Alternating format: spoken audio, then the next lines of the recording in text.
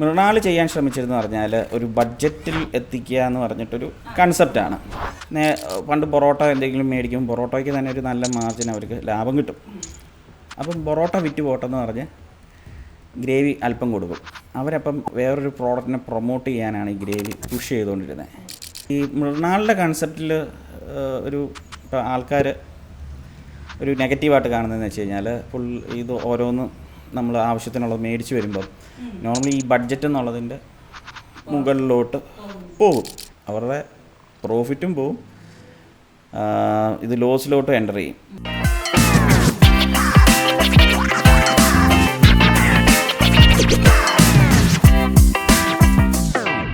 നമസ്കാരം.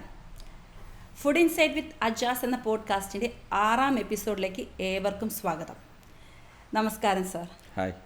അങ്ങനെ നമ്മുടെ എപ്പിസോഡ് ഒരു അവസാന ഘട്ടത്തിലേക്ക് ഇങ്ങനെ എപ്പിസോഡിലേക്ക് നീങ്ങിക്കൊണ്ടിരിക്കുകയാണല്ലേ. ഇതിനോടകം നമുക്ക് ഒരുപാട് നല്ല നല്ല കമൻസും അഭിപ്രായങ്ങളൊക്കെ വന്നു, ഒപ്പം വിമർശനങ്ങളും അല്ലേ, രണ്ടും നമ്മൾ രണ്ട് കൈ നീട്ടി സ്വീകരിക്കുന്നു. പക്ഷേ ഇനിയും നമുക്ക് ഈ ഭക്ഷണ മേഖലയെക്കുറിച്ചും ഇനിയും നമുക്ക് ഒരുപാട് കാര്യങ്ങൾ ചോദിച്ചറിയാനുണ്ട്. ഇപ്പോൾ ഞാൻ ഈ കൊമൻസൊക്കെ വന്നു എന്ന് പറഞ്ഞതുകൊണ്ട് തുടങ്ങുകയാണ്. നമുക്കൊരു താഴെ ഒരു കമൻസ് വന്നിട്ടുണ്ട്, യൂട്യൂബിലൊരു കമൻസ് വന്നിട്ടുണ്ടായിരുന്നു. എനിക്ക് എന്തൊക്കെ ചെയ്താലും അല്ലെങ്കിൽ എനിക്ക് എന്തൊക്കെ ഭക്ഷണ രീതികൾ വന്നാലും എനിക്ക് എൻ്റെ പൊറോട്ടയും ബീഫും മതി എന്നൊരു കമൻസ് വന്നിട്ടുണ്ടായിരുന്നു.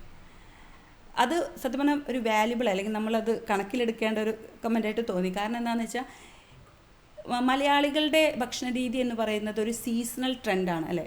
വരുന്നു പോകും, ഏതെങ്കിലും ഒരു ഫുഡ് വരുന്നു, പെട്ടെന്ന് കാണാതാകുന്നു എന്ന് പറയുന്നത്. പക്ഷേ ഈ പൊറോട്ട, ബീഫ്, ബിരിയാണി എന്നൊക്കെ പറയുന്നത് എന്നും ഇവിടെ തന്നെ ഉണ്ട്. അപ്പോൾ അതെന്തുകൊണ്ടായിരിക്കും അങ്ങനെ മലയാളികൾക്ക് ഇത്രയും പ്രിയപ്പെട്ടതായിട്ട് തന്നെ ഇങ്ങനെ നിലനിന്ന് പോകുന്നത്? അതായത് ആൾക്കാരിപ്പം എന്തൊരു ഡിസിഷൻ എടുത്താലും ഒരു സേഫ് സൈഡ് പിടിക്കും. അതായത് ഒരു മിനിമം ഗ്യാരണ്ടീഡ് എനിക്കൊരു സാറ്റിസ്ഫാക്ഷൻ കിട്ടുന്ന എന്താണോ അത് സെലക്ട് ചെയ്യണോ, അതോ എൻ്റയർലി ഡിഫറെൻ്റ് ആയിട്ടുള്ളൊരു സംഭവം സെലക്ട് ചെയ്യണോ എന്നുള്ളത്.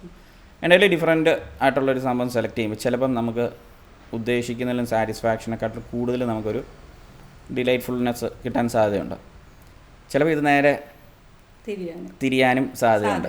തിരിഞ്ഞു കഴിഞ്ഞാൽ വളരെ പതറ്റിക് എക്സ്പീരിയൻസ് ആയിരിക്കും. അതുകൊണ്ടാണ് ആൾക്കാർ എപ്പോഴും ഈ സേഫർ സൈഡായിട്ടുള്ള traditional parotta beef combo, biryani, ഇനി ആ ഇതിലോട്ട് ഈ ട്രെൻഡിങ് ആയിട്ട് വന്ന് അതിൻ്റെ കൂടെ കൂടിയ കൈൻഡ് ഓഫ് ഫുഡ്സും ഉണ്ട്. ഇപ്പം മന്തി അൽഫോ ഒക്കെ അങ്ങനെയാണ്. മന്തിയായിട്ട് തന്നെ വന്നു, പക്ഷേ മന്തിയും അൽഫോ ആണ് ഒരു കോംബോ ആയിട്ട് മലയാളികൾ സെലക്ട് ചെയ്തിരിക്കുന്നത്. അത് പല രീതിയിലുള്ള ഇതുപോലത്തെ ട്രെൻഡിങ് ഫുഡ്സ് വരികയും പോവുകയൊക്കെ ചെയ്യും. പക്ഷേ അതിൽ ചിലത് നല്ല സക്സസ്ഫുൾ ആകുമ്പോൾ അത് നമ്മുടെ ഒരു നോർമൽ ഫുഡ് കൾച്ചറിൻ്റെ ഭാഗമായി മാറും. ഓക്കെ സാർ, ഈ ഹംഗ്രി ബൈ മൃണാൾ അല്ലെങ്കിൽ ഹംഗ്രി മൃണാൾ എന്ന് പറയുന്നത് ആ ഒരു റെസ്റ്റോറൻറ്റ് അല്ലെങ്കിൽ ആ ക്ലൗഡ് കിച്ചൺ ആണ്. ആ ക്ലൗഡ് കിച്ചൺ നോക്കിക്കഴിഞ്ഞാൽ ഇപ്പോൾ ഒരുപാട് നാൾ വലിയൊരു ചർച്ചയായിരുന്നു സോഷ്യൽ മീഡിയയിലൊക്കെ അല്ലേ. ഭയങ്കര ട്രോളും അല്ലെങ്കിൽ ഭയങ്കര നെഗറ്റീവും പോസിറ്റീവും ആയിട്ടുള്ള എല്ലാം വന്നൊരു കാര്യമായിരുന്നു. അപ്പോൾ അവിടുത്തെ തന്നെ ബിരിയാണി ഒരു റേറ്റ്, ബാക്കിയുള്ള കാര്യങ്ങൾക്കൊക്കെ സെപ്പറേറ്റ് റേറ്റാണ്. പിക്കിളിന് അല്ലെങ്കിൽ ബാക്കിയുള്ള കാര്യങ്ങൾക്കൊക്കെ സെപ്പറേറ്റ് റേറ്റാണ്. ഇതൊരു ശരിയായ പ്രൈസിങ് രീതിയാണോ? ഇതൊരു നല്ല ക്വസ്റ്റ്യനാണ്. മിക്കവർക്കും ഡൗട്ട് വരുന്നതും പല കണ്ടൻസൊക്കെ വന്നതാണ്. മൃണാളിനെ പുള്ളിയെക്കുറിച്ച് എനിക്ക് ഒരു ഒപ്പീനിയൻ എനിക്ക് പറയാൻ അങ്ങനെ ഞാൻ ആഗ്രഹിക്കുന്നില്ല. കാരണം ഒരു ബിസിനസ് തുടങ്ങുന്ന ഒരാൾ അവരുടെ പല ഡിസിഷൻസ് എടുക്കുന്നത് ഇന്നത് ആവില്ല, ചിലത് വർക്കൗട്ടാകും, ചിലത് വർക്കൗട്ടാവില്ല, അങ്ങനെ ചെയ്യുന്നതാണ്. പുള്ളി അതുപോലെ ചെയ്തതാണ്. ഇതിൻ്റെ പ്രാക്ടിക്കാലിറ്റി വശത്തോട്ടും പിന്നെ ഇതിന് മുമ്പ് ഇതുപോലെ എന്തെങ്കിലും ഉണ്ടായിരുന്നു അതിനെക്കുറിച്ച് ഞാൻ പറയാം. ഇത് മൃണാൾ കൊണ്ടുവന്ന കൺസെപ്റ്റ് അല്ല, ഇത് നേരത്തെ ഉള്ളതാണ്. വലിയ സ്റ്റാർ പ്രോപ്പർട്ടീസിലൊക്കെ നമുക്ക് Kerala kind of food serve ചെയ്യുന്നുണ്ടെങ്കിൽ അവരതിൽ റൈസ് സെർവ് ചെയ്യും, പിന്നെ കൂടെ നമുക്ക് തോരൻ അതുപോലത്തെ എല്ലാ സാധനങ്ങളും അവർ സെർവ് ചെയ്യും. നമുക്ക് ഡിമാൻഡ് ചെയ്യുന്നതിനനുസരിച്ച് അവർ അപ്പം തന്നെ അത് പ്രിപ്പയർ ചെയ്ത്, അപ്പം അതിനൊരു വെയിറ്റിംഗ് ടൈം കാണും, അവർ ചെയ്ത് തരും അത്. പക്ഷേ ബില്ല് വരുമ്പോൾ അത് ഇച്ചിരി ഓൺ എക്സ്പെൻസീവ് സൈഡായിരിക്കും. മൃണാൾ ചെയ്യാൻ ശ്രമിച്ചിരുന്നു പറഞ്ഞാൽ ഒരു ബഡ്ജറ്റിൽ എത്തിക്കുക എന്ന് പറഞ്ഞിട്ടൊരു കൺസെപ്റ്റാണ്. പക്ഷേ ഈ ബഡ്ജറ്റിൽ എത്തിക്കുക എന്ന് പറഞ്ഞ കൺസെപ്റ്റ് ഓൾറെഡി കേരളത്തിലുണ്ട്. കേരളത്തിൽ നല്ല വേൾഡ് വൈഡ് ഉണ്ട്. ഈ ബഡ്ജറ്റിൽ എത്തിക്കുന്ന കൺസെപ്റ്റാണ് കോംബോസ്. അപ്പം ഈ കോംബോസ് ഒരു പുതിയ കൺസെപ്റ്റാണോ എന്നുള്ളൊരു ക്വസ്റ്റ്യൻ വരും.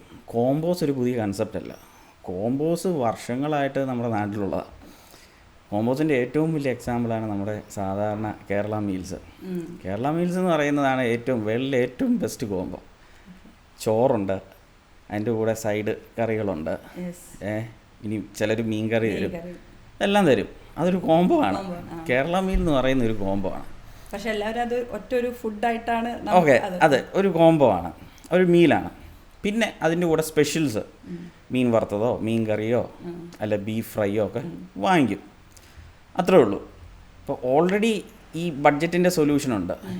ഇതിനി റീസണബിൾ റേറ്റിൽ കൊടുക്കുന്ന പല സ്ഥാപനങ്ങളുണ്ട്. അത് പക്ഷേ നമ്മുടെ കൺവീനിയൻസ് അനുസരിച്ച് നമ്മൾ നിൽക്കുന്ന ആ ചുറ്റളവിൽ ചിലപ്പോൾ കാണില്ലെന്നേ ഉള്ളൂ.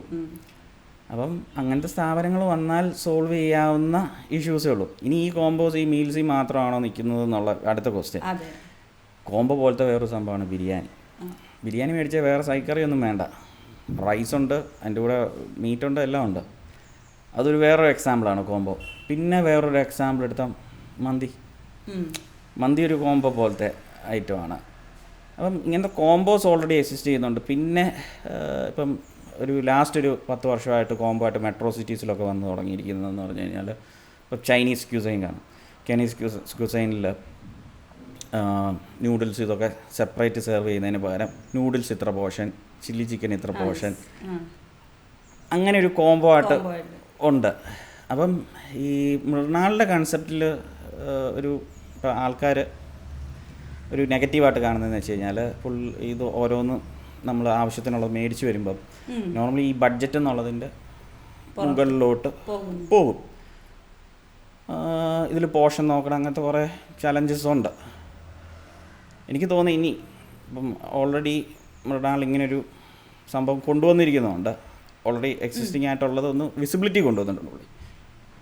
വേറെ ആൾക്കാർക്ക് ഈ ടൈപ്പ് ഫുഡ് ഓഫറിങ്, ബഡ്ജറ്റിൽ കൊടുക്കാവുന്ന ഓഫറിങ് ഇല്ലാത്ത ലൊക്കേഷൻസിൽ അവർക്ക് ഈ പോളിസീസ് ഇച്ചിരി കൂടെ ബെറ്റർ ആക്കി അവർക്ക് സ്റ്റാർട്ട് ചെയ്യാവുന്ന, അതായത് ബഡ്ജറ്റിൽ നിന്ന് വെളിയിൽ പോകാതെ കോംബോസ് കൊണ്ടുവന്ന് കഴിഞ്ഞാൽ ഇതുപോലെ ഓരോന്ന് വേണ്ടി ചാർജ് ചെയ്ത് ഇൻകൺവീനിയൻസും പോയി എടുക്കാനും ബില്ല് ചെയ്യാനും ഒക്കെ ഉള്ള ആ ഇൻകൺവീനിയൻസ് എല്ലാം മാറ്റി ഒരൊറ്റ പേയ്മെൻറ്റിൽ അവർക്ക് ആവശ്യമുള്ളതെല്ലാം കിട്ടുന്ന രീതിയിൽ ഒരു കൺസെപ്റ്റ് കൊണ്ടുവരാവുന്നേ ഉള്ളൂ. ഇത് വേണമെങ്കിൽ മൃണാളിനും ചെയ്യാം. ഇനി ആ സ്ഥാപനത്തിൽ അത് ചെയ്തെടുക്കാനുള്ള ഓപ്പറേഷൻ ഡിഫിക്കൽട്ടീസ് ഉണ്ടോ എന്നുള്ളത് അറിയത്തില്ല. വേറൊരാൾക്കാണ് പുതിയതായിട്ട് ചെയ്യുമ്പോൾ അത് സ്റ്റാർട്ട് ചെയ്യാവുന്നതാണ്. ഇപ്പോൾ സാർ ഈ പ്രൈസിങ്ങിനെ കുറിച്ച് നമ്മൾ പറഞ്ഞതുകൊണ്ട് ചോദിക്കുകയാണ്. ഇപ്പോൾ ഒരിക്കൽ സോഷ്യൽ മീഡിയയിലൊക്കെ ഉണ്ടായിരുന്നതാണ്. ഇപ്പോൾ പൊറോട്ട വാങ്ങുമ്പോൾ ചിലയിടത്ത് ഗ്രേവി ഫ്രീ ആണ്. ആ ഗ്രേവിയിൽ തന്നെ നമ്മളൊരു മുട്ട ഇട്ടത് എഗ് റോസ്റ്റ് അല്ലെങ്കിൽ മുട്ടക്കറിയായി എന്ന് പറയുന്നുണ്ട്. ചിലയിടത്ത് ഈ കൂടെ വരുന്ന ഗ്രേവിക്ക് ഒരു സെപ്പറേറ്റ് റേറ്റ് 10 രൂപയ്ക്ക് എങ്ങാനും എന്തോ ആഡ് ചെയ്യുന്നുണ്ട്. ആ ഒരു ഇതിനോട് എങ്ങനെയാണ്? നേരത്തെ നമ്മളൊരു എപ്പിസോഡിൽ ഞാൻ പറഞ്ഞിട്ടുണ്ട്, ഈ ലാസ്റ്റ് 10-40 വർഷം കൊണ്ട് കമ്മോഡിറ്റി പ്രൈസസ് കൂടിയതനുസരിച്ച് നമുക്ക് മെനുവിൽ പ്രൈസിങ് ഇടാൻ പറ്റിയിട്ടില്ല. അങ്ങനെ മാർജിൻ കുറഞ്ഞു വന്നിട്ടുണ്ട്. കൂടാതെ കമ്മോഡിറ്റി പ്രൈസ് മാറിക്കൊണ്ടിരിക്കുന്നതുകൊണ്ട് ഈ മാർജിനും ഫ്ലക്ച്വേറ്റിംഗ് ആണ്. അപ്പം ഈ തിൻ മാർജിനിൽ ഇപ്പോൾ ഉള്ളതും ഒരു 10-30 വർഷം മുമ്പ് നല്ല മാർജിൻ ഉള്ളപ്പോഴും പണ്ട് പൊറോട്ട എന്തെങ്കിലും മേടിക്കും, പൊറോട്ടയ്ക്ക് തന്നെ ഒരു നല്ല മാർജിൻ അവർക്ക് ലാഭം കിട്ടും. അപ്പം പൊറോട്ട വിറ്റ് പോട്ടെന്ന് പറഞ്ഞ് ഗ്രേവി അല്പം കൊടുക്കും. അവരപ്പം വേറൊരു പ്രോഡക്റ്റിനെ പ്രൊമോട്ട് ചെയ്യാനാണ് ഈ ഗ്രേവി പുഷ് ചെയ്തുകൊണ്ടിരുന്നത്. പക്ഷേ ഇപ്പോഴത്തെ കാലത്ത് പൊറോട്ടയ്ക്ക് ഒരു തിൻ മാർജിനെ കിട്ടുന്നുള്ളൂ. ആ സമയത്ത് ഗ്രേവി കൊടുക്കുമ്പോൾ ഗ്രേവി ഓൾറെഡി കോസ്റ്റ് ഉള്ളതാണ്. അവരുടെ പ്രോഫിറ്റും പോവും, ഇത് ലോസിലോട്ടും എൻ്റർ ചെയ്യും. അപ്പം ഇതുകൊണ്ട് തന്നെ ഇപ്പം വേറെ പല റെസ്റ്റോറൻറ്റ്സിൽ ചെന്ന് കഴിഞ്ഞാൽ മെനു നോക്കുകയാണെങ്കിൽ, മെനു അല്ലെങ്കിൽ ചില വില പട്ടിക കാണും. അതിൽ ഗ്രേവി എന്ന് പറഞ്ഞിട്ട് ഇത്ര രൂപ, 30 രൂപ അല്ല 40 രൂപ എന്ന് പറഞ്ഞിടും. അത് ശരിക്കും പറഞ്ഞാൽ അത് ഈ തെറ്റില്ലെന്നാണ് ഞാൻ പറയുന്നത്. തെറ്റില്ലെന്ന് പറഞ്ഞു കഴിഞ്ഞാൽ ഓൾറെഡി എക്സിസ്റ്റിംഗ് ആയ ഒരു പ്രോബ്ലത്തിന് ഇപ്പോൾ ഉള്ള റെസ്റ്റോറൻറ്റ് കമ്മ്യൂണിറ്റി ഒരു സൊല്യൂഷൻ വരുത്തുകയാണ്, ഒരു പോളിസി വൈസ് വരുത്തുകയാണ്. ഗ്രേവിക്ക് 30 എന്ന് പറഞ്ഞ് ചെയ്യുമ്പോൾ ഇത് പതുക്കെ മറ്റുള്ളവർ ഇതിങ്ങനെ ചെയ്യാൻ തുടങ്ങും. അത് പിന്നെ ഒരു കോമൺ ആവും. അപ്പോൾ ഇവർ സ്റ്റാർട്ട് ചെയ്ത ഈ ടൈമിൽ ആൾക്കാർ കുറേ ഇഷ്യൂസൊക്കെ കാണിക്കും. അൾട്ടിമേറ്റ്ലി ഇതിൻ്റെ ലോസ് ബിയർ ചെയ്യുന്നത് റെസ്റ്റോറൻറ്റ് ഓണേഴ്സാണ്. അപ്പോൾ ഈ പോളിസി മാറും. ഇനി ഈ ഒരു മുട്ടക്കറിയും ഈ ഗ്രേവിയുടെയും ഒരു പ്രൈസ് കമ്പാരിസൺ പറഞ്ഞല്ലോ. ഇപ്പോൾ എക്സാമ്പിളായിട്ട് ഗ്രേവിക്ക് 30 രൂപയും മുട്ടയ്ക്ക് 40 രൂപ കൊടുത്താൽ മുട്ടക്കറിയും കിട്ടുമെന്ന് പറഞ്ഞു. ഇതൊരു പെർസെപ്ഷൻ്റെ ഒരു പ്രശ്നമുണ്ട്. നമ്മൾ തിരിച്ച് ചിന്തിക്കുക, മുട്ടക്കറിക്ക് 40 രൂപയാണ്, അപ്പം അതിൽ നിന്നും മുട്ട മാറ്റിയാലും ബാക്കിയുള്ളതിന് കോസ്റ്റ് ഇല്ലേ, അതാണ് ആ 30 രൂപ. ഞാൻ എക്സാക്റ്റ് അതിൻ്റെ കോസ്റ്റ് 30 ആണെന്നോ അതൊന്നും അല്ല, ജസ്റ്റ് ഒരു കമ്പാരിറ്റീവ് ആയിട്ട് തിരിച്ചൊന്ന് ചിന്തിച്ചാൽ അത് മനസ്സിലാക്കാവുന്നതേ ഉള്ളൂ. ഈവൻ ഒരു ദാഹിച്ച ഒരു വെള്ളം കുടിക്കണമെങ്കിൽ പോലും അതിന് വരെ വിലയുണ്ട് ഇല്ലേ? അപ്പോൾ ഒരു കറിക്ക് വില ഇടണ്ടേ? അത്രേ ഉള്ളൂ. ഓക്കെ, അപ്പോൾ നമ്മുടെ ഈ ഒരു എപ്പിസോഡിൻ്റെ ലാസ്റ്റത്തെ ഒരു ക്വസ്റ്റ്യൻ എന്ന നിലയിൽ ഇപ്പോൾ സാർ ഒരുപാട് ഫുഡ് ഒക്കെ ട്രൈ ചെയ്തിപ്പോൾ ഒരു 10-15 വർഷമായി ഈ ഒരു മേഖലയിൽ ഇങ്ങനെ നിൽക്കുകയാണല്ലേ. ഒരുപാട് ഫുഡ് ട്രൈ ചെയ്തു, സ്വന്തമായിട്ട് തന്നെ കുറേയൊക്കെ ഇന്നോവേഷൻസ് വന്നു. ഇനി ഒരു 15 വർഷം കഴിഞ്ഞാൽ നമ്മുടെ ഈ ഫുഡ് കൾച്ചറിലോ അല്ലെങ്കിൽ റെസ്റ്റോറൻറ്റ് മേഖലയിൽ എന്തൊക്കെ മാറ്റങ്ങൾ വരാൻ സാധ്യതയുണ്ട്? അത് നമുക്ക് നോക്കിക്കണ്ടാലേ അറിയത്തുള്ളൂ. പക്ഷേ എന്നാലും എൻ്റെ ഒരു പ്രഡിക്ഷൻ എന്താണെന്ന് വെച്ച് കഴിഞ്ഞാൽ,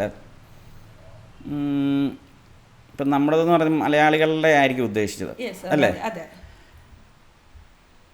മലയാളികളുടെ കൾച്ചർ എന്ന് പറഞ്ഞാൽ ഭയങ്കര ക്രോസ് കൾച്ചർ എക്സ്ചേഞ്ച് നടന്നിരിക്കുന്നത്, പല കൾച്ചേഴ്സും അക്സെപ്റ്റ് ചെയ്ത് മോഡിഫൈ ചെയ്ത് പോകുന്നൊരു കൾച്ചർ. ഈവൻ ഫുഡ് കൾച്ചറും അങ്ങനെ തന്നെ. നമ്മുടെ മിക്ക ഫുഡ്സും വെളിയിൽ നിന്നൊക്കെ വന്ന ഫുഡുകളാണ്, ട്രേഡിങ്ങും പല അങ്ങനെയൊക്കെ വന്നിരിക്കുന്നത്. അപ്പം ഇനിയും നമ്മുടെ നാട്ടിൽ പലരും പല കൺട്രീസിലും ഒക്കെ പോകുന്നുണ്ട്.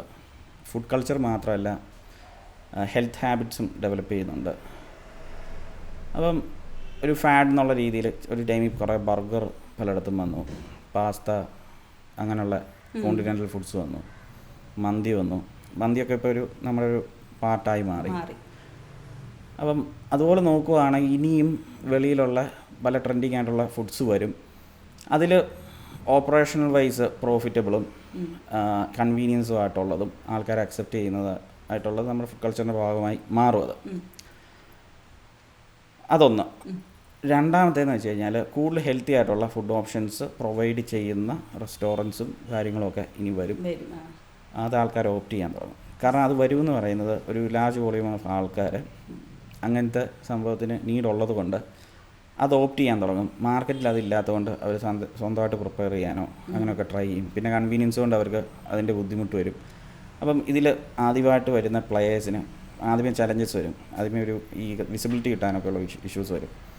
പിന്നീട് പതുക്കെ വിസിബിലിറ്റി കിട്ടുമ്പോഴത്തേക്കും അങ്ങനെ ഒരു സെഗ്മെൻറ്റ് തന്നെ ഡെവലപ്പായി വരും. ഇപ്പം തന്നെ ചിലതൊക്കെ ഉണ്ട്, പക്ഷെ ഒരു ബെസ്റ്റ് പ്ലെയേഴ്സ് അല്ല. കാരണം അവർക്ക് ഈ സൊസൈറ്റിയിലോട്ട് ആ വിസിബിലിറ്റി കിട്ടാനുള്ളൊരു ടൈം പീരീഡ് ഉണ്ട്. ആ ഒരു ട്രാൻസിഷനാണ് നടന്നുകൊണ്ടിരിക്കുന്നത്. ഓക്കെ സാർ, അപ്പോൾ നമ്മളൊരു 6 എപ്പിസോഡായിട്ട് ഒരുപാട് കാര്യങ്ങൾ, അത് എന്താ പറയുക, ഇമ്പോർട്ടൻ്റ് ആയിട്ടുള്ള അത്രയും ആൾക്കാർക്ക് കേൾക്കാൻ താല്പര്യമുള്ള അത്രയും കാര്യങ്ങൾ നമ്മളൊരു 6 എപ്പിസോഡിൽ ഇനിയും പറയാനുണ്ട്, എങ്കിലും നമ്മൾ മാക്സിമം പറഞ്ഞല്ലേ. അപ്പോൾ നമ്മുടെ എപ്പിസോഡ് ഫുഡ് ഇൻസൈറ്റ് വിത്ത് അജാസ് എന്ന നമ്മുടെ എപ്പിസോഡ്, ഈ ഒരു സീരീസ് ഇവിടെ അവസാനിക്കുകയാണ്. പക്ഷേ പുതിയ കഥകളും സാറിൻ്റെ തന്നെ പുതിയ എക്സ്പീരിയൻസുകളും കഥകളുമായി ഞങ്ങൾ വീണ്ടും വരും അല്ലേ? അതെ, തീർച്ചയായും തീർച്ചയായും സാർ. അപ്പോൾ അതുവരെ ടാറ്റ ബൈ. ഈ മാർക്കറ്റിംഗ് എത്ര നാൾ വേണം? മാർക്കറ്റിങ് നമുക്ക് എപ്പോഴെങ്കിലും നിർത്താൻ പറ്റുമോ? കൊല്ലമാണെങ്കിൽ കൊല്ലത്തെ എവിടെ നല്ല മട്ടനൊക്കെ കിട്ടുന്നത്? പണ്ട് കാലത്തെ പോലെയല്ല ഇപ്പം ഈ പ്രൊഫഷനെ ആൾക്കാർ കാണും. എല്ലാം ഏറ്റവും ബെസ്റ്റായിട്ട് ചെയ്യാമെന്ന് വിചാരിച്ചാൽ പോലും നമ്മൾ വിചാരിക്കുന്ന പോലത്തെ ബിസിനസ്സോ കാര്യങ്ങളോ വരണമെന്നില്ല.